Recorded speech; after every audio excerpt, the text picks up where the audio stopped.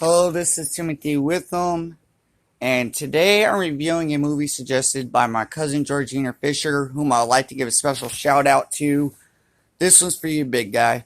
With that being said, today I'm reviewing a Netflix film called Polar. The main story revolves around a retiring assassin named Harry Duncan, nicknamed the Black Geyser, whom gets screwed over by his boss, Mr. Blood, who ends up sending a young group of assassins led by Mr. Blood's girlfriend and an assassin named Facundo.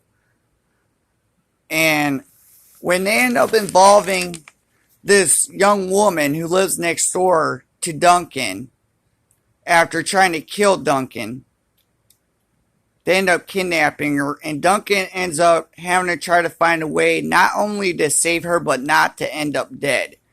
And he ends up also trying to figure out the reasons why Mr. Blood has screwed him over and is trying to have him killed.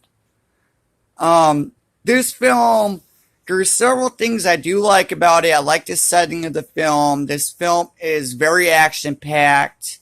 I'm not a huge fan of the main guy that played Duncan in this film, but in this film, the guy did a really good job. The actor did a really good job.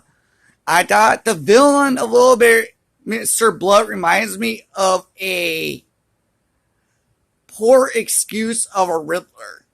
Like, the guy reminds me so much of Jim Carrey's version of the Riddler with his weird outfits, and he's a lot better than Jim Carrey. This guy that plays Mr. Blood did a really good job as the main villain. I liked all the acting in this film, for the most part.